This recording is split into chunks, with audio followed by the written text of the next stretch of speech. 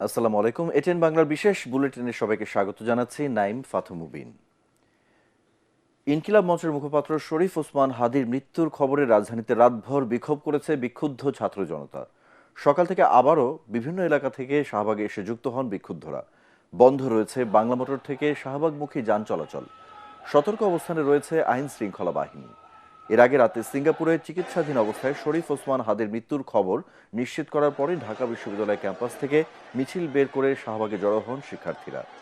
Bangla motor, Karwan বাজার, মিরপুর সহ বিভিন্ন স্থানে মিছিল ও আগুন জ্বালিয়ে ক্ষোভ প্রকাশ করেন বিভিন্ন স্তরের মানুষ।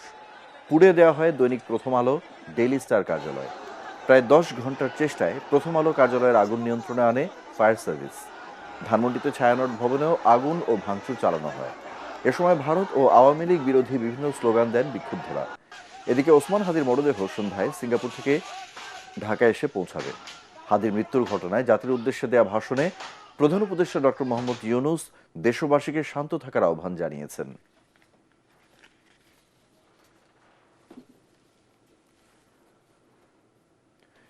দর্শক, এই মুহূর্তে শাহবাগে আছেন সহকর্মী তরিক ইসলাম। আমরা সরাসরি চলে যাচ্ছি তার কাছে। তরিক, ওসমান হাদির মৃত্যুর ঘটনায় বিক্ষুব্ধরা কি বলছেন, আর শাহবাগের আন্দোলন পরিস্থিতি এখন কেমন দেখছেন?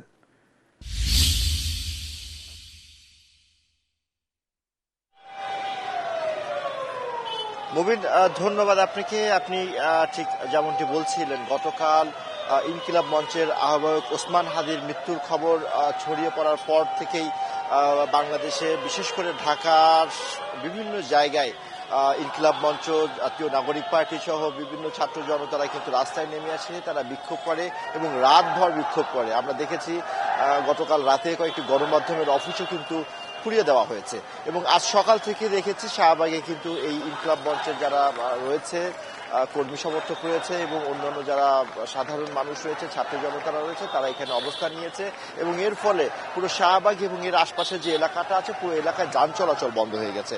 আপনাকে একটি ক্যামেরা চোখে দেখাই, এখানে তারা অবস্থান নিয়েছেন এবং তারা বিভিন্ন ধরনের স্লোগান দিচ্ছেন।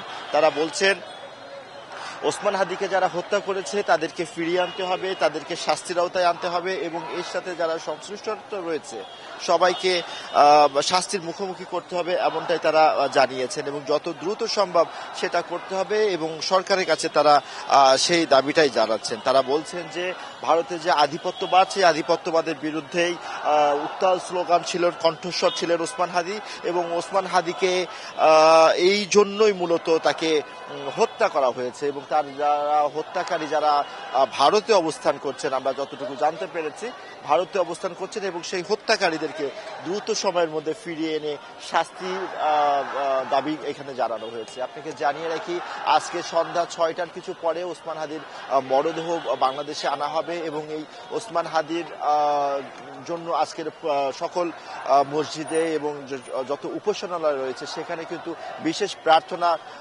করা হবে এবং পাশাপাশি আগামীকাল কিন্তু রাষ্ট্রীয়ভাবে শোক দিবস পালন করা হবে। এখন পর্যন্ত যদি আপনাকে জানিয়ে রাখি, এখানে বিক্ষোভকারীরা আন্দোলন করছেন, মিছিল মিটিং করছেন, স্লোগান দিচ্ছেন, হাদির হত্যাকারীদেরকে তারা শাস্তির আওতায় আনার দাবি জানিয়েছেন। তো এই ছিল শাহবাগ থেকে আমার কাছে সবশেষ।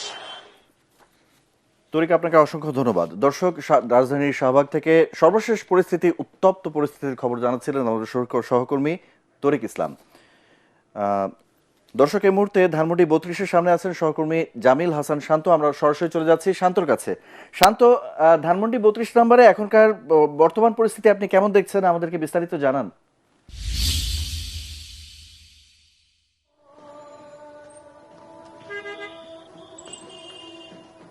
আমরা বর্তমানে অবস্থান করছি ধানমন্ডি 32-এ। এখানে কিন্তু গতকাল থেকেই কয়েক দফায় দফায় কিন্তু সাধারণ মানুষ থেকে শুরু করে শিক্ষার্থীরা যারা রয়েছেন তারা কিন্তু এখানে, আপনি দেখতে পাচ্ছেন, ভাঙচুর কিন্তু বর্তমানেও চলমান রয়েছে। ভাঙচুর থেকে শুরু করে তারা কিন্তু আগুনে জ্বালিয়ে দেওয়ার মতো তারা চেষ্টা করেছে। এখানে কিন্তু তাদের সাথে কথা বলে আমরা যতটুকু জানতে পেরেছি, তারা চাচ্ছে শেখ হাসিনা, স্বৈরাচার যে শেখ হাসিনা, তার কোনো অস্তিত্বই বাংলাদেশে থাকবে না এবং হাদির যারা হত্যাকারী রয়েছে তাদের দ্রুত শাস্তি না দেওয়া হলে এই দেশে যারা স্বৈরাচারের পক্ষে রয়েছে তাদের কোনো অস্তিত্ব তারা রাখবে না। এই মুহূর্তে আমার সঙ্গে দুজন ছাত্র এবং সাধারণ মানুষ রয়েছে, তাদের সাথে কথা বলে জানতে চাই তারা এখানে কেন প্রতিবাদ করছেন।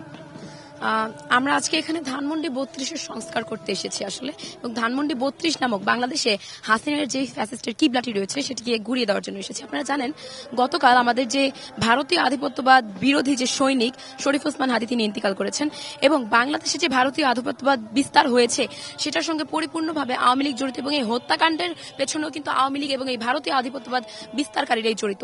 তাই বাংলাদেশে ভারতের আধিপত্যবাদ বিস্তারের যে মূল ফটক কিংবা যে কিবলা আওয়ামী লীগের, সেটিকে এখন পুরোপুরিভাবে ঘুরিয়ে ফেলতে হবে।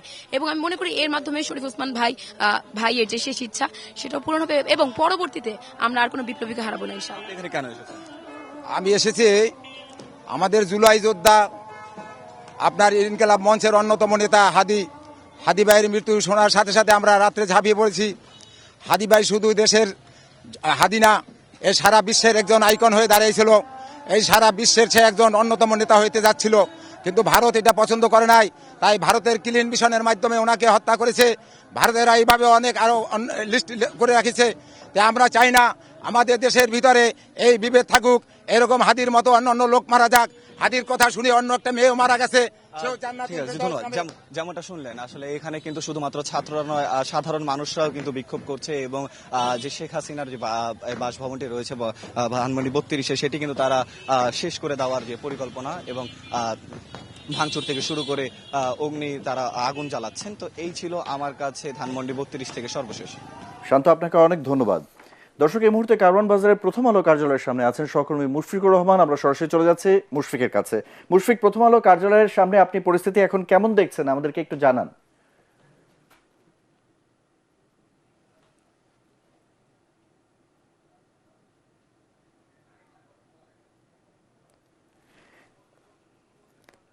ধ্বংসযজ্ঞের পর অগ্নিসংযোগ এবং গতকালকে যে প্রথম আলো অফিসে যে হামলা হয়েছে, তারপর অনেকটা ধ্বংসস্তূপে পরিণত হয়েছে প্রথম আলো অফিস। আমি একটু দেখাতে চাই। দেখতে পাচ্ছেন প্রথম আলো অফিসের সামনের যে অংশটা এবং ভেতরের যে অংশগুলো একেবারে ভেঙে গুড়িয়ে দেওয়া হয়েছে এবং অগ্নিসংযোগ করা হয়েছে, দেখতে পাচ্ছেন। এবং প্রথম আলো অফিসের নিচে যেটা ছিল প্রথমা প্রকাশনী ছিল, উপরে তাদের মার্কেটিং বিভাগ থেকে শুরু করে বিজ্ঞাপন বিভাগ, সিকিউরিটি রুম থেকে শুরু করে ক্যান্টিন, প্রথম আলো বন্ধুসভা, সব কিন্তু এই বিল্ডিংটার মধ্যেই ছিল। এবং এই বিল্ডিংটা সম্পূর্ণরূপে কিন্তু আসলে ভেঙে তছনছ করে দেওয়া হয়েছে এবং পুড়িয়ে ফেলা হয়েছে। এবং ফায়ার সার্ভিসের যারা ছিলেন কর্মরত, তাদের দুইজন কিন্তু এই যেই ট্রান্সফরমারটা দেখানো হচ্ছে ইলেকট্রিসিটি, সেই ট্রান্সফরমারের এখানে কিন্তু আসলে তারা বিদ্যুৎপৃষ্ট হয়ে দুইজন ফায়ার সার্ভিসের কর্মী কিন্তু ঢাকা মেডিকেল কলেজ হাসপাতালে গুরুতর অবস্থায় চিকিৎসাধীন অবস্থায় আছেন। এবং তারা বিদ্যুৎপৃষ্ট হওয়ার পর কিন্তু আসলে অগ্নি নির্বাপনের যে কাজ, সেই কাজটা আসলে বেশ কিছুক্ষণ ঘণ্টাখানেক বন্ধ থাকে, এবং তার পরবর্তী সময় তারা আবারও চেষ্টা চালায় এবং সকাল 10টা নাগাদ আসলে আগুন আসলে নিয়ন্ত্রণে আনা সম্ভব হয়। এবং আমরা গতকাল রাতে থেকে দেখেছি যারা গণমাধ্যম কর্মী আছেন তারা কিন্তু আসলে বিভিন্নভাবে সোশ্যাল মিডিয়াতে প্রতিবাদ জানাচ্ছেন, এবং তারা বলছেন যে দেশের যে কোনো অদ্ভুত পরিস্থিতিতে আসলে সংবাদকর্মী এবং সংবাদ মাধ্যম যে অফিসগুলো আছে বিশেষ করে সেগুলোর উপরে যে হামলা, সেটা আসলে শঙ্কার, এবং তারা অনেকেই ঘৃণা এবং ক্ষোভও প্রকাশ করেছে। এবং গতকাল রাতে কিন্তু এখানে বেশ উত্তাল অবস্থা ছিল, এবং ধাপে ধাপে কিন্তু আসলে এখানে অগ্নিসংযোগ করা হয়। এবং অফিসের ভেতরে যে মালামালগুলো ছিল সেই মালামাল অনেকাংশ পুড়ে গেছে এবং লুট করেও নেওয়া হয়েছে অনেক, এমনটাও জানিয়েছেন প্রত্যক্ষদর্শী যারা আছেন বা সিকিউরিটি যারা আছেন তারা। এবং প্রথম আলো অফিস কিন্তু আসলে পরিদর্শনে এসেছেন গণ অধিকার কর্মী যারা আছেন বা রাজনৈতিক অ্যাক্টিভিস্ট যারা আছেন, এখনো পর্যন্ত অনেকেই কিন্তু আসলে পরিদর্শন করছেন। এবং তারা বলছেন আসলে ওসমান হাদির যে শহীদ হয়েছেন, ওসমান হাদি ভারতীয় আধিপত্যবাদের বিরুদ্ধে কথা বলে তার যে হত্যার বিচার সেটা তারা কামনা করছেন, কিন্তু গণমাধ্যমের ওপর এরকম ন্যাক্কারজনক হামলা সেটা আসলে কোনোভাবেই কাম্য নয়, এমনটাই জানাচ্ছেন রাজনীতিবিদ, অ্যাক্টিভিস্ট এবং গণমাধ্যম কর্মীরা। এই ছিল এখনকার মতো আমার কাছে প্রথম আলো অফিসের নিচ থেকে সবশেষ। মুশফিক, আপনাকে ধন্যবাদ। দর্শক, এই মুহূর্তে ফার্মগেটে ডেইলি স্টার ভবনের সামনে আছেন আমাদের আরেকজন সহকর্মী হুমায়ুন চিশতি। আমরা সরাসরি চলে যাচ্ছি হুমায়ুন চিশতির কাছে। চিশতি, ডেইলি স্টারের সামনের পরিস্থিতি আপনি এখন কেমন দেখছেন, আর সংবাদকর্মীদের কেউ কি আহত হয়েছে?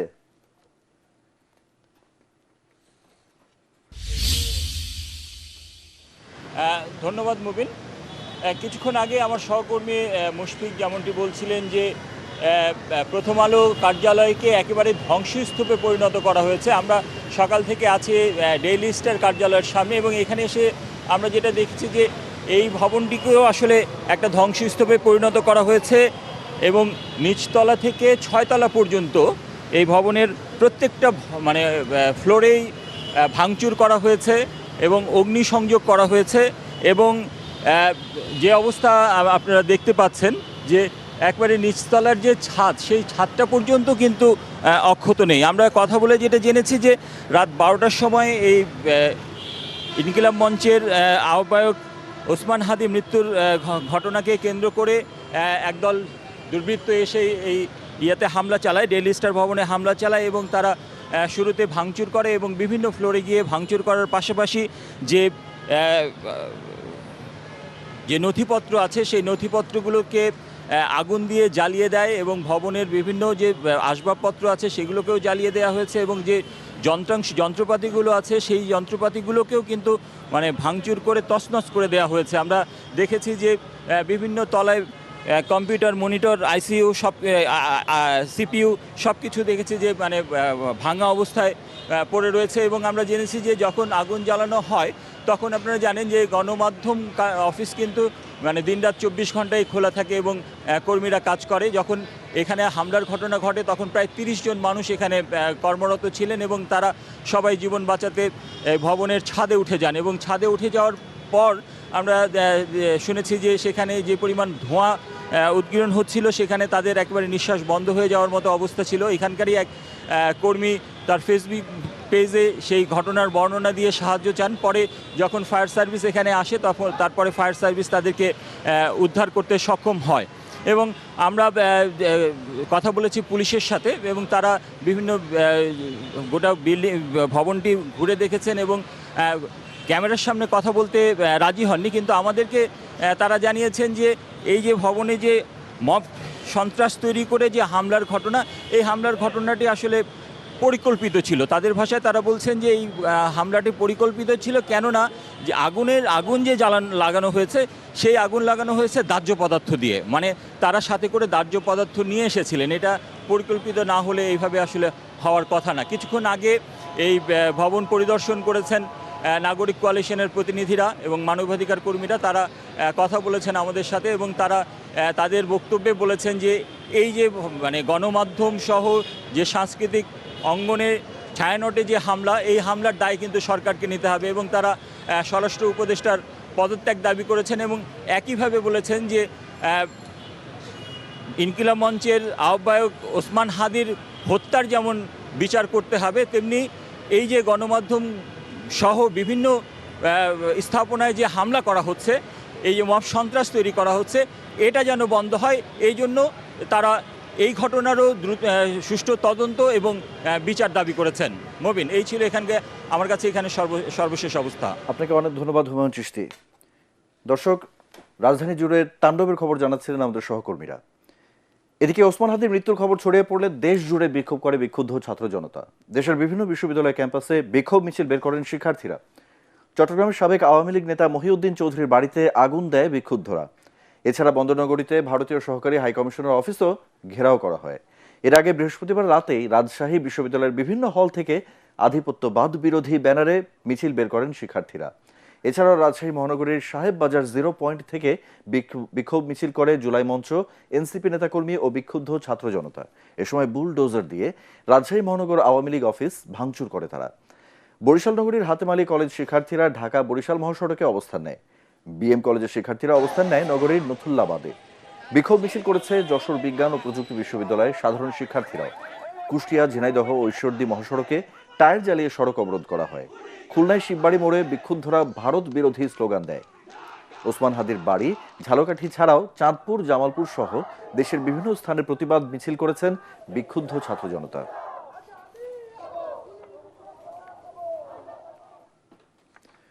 পরবর্তী সংবাদ দেখার আমন্ত্রণ জানিয়ে এখনকার মতো শেষ করছি। এটিএন বাংলা সংবাদ ইউটিউবে দেখতে ব্রাউজ করুন youtube/ATN Bangla News।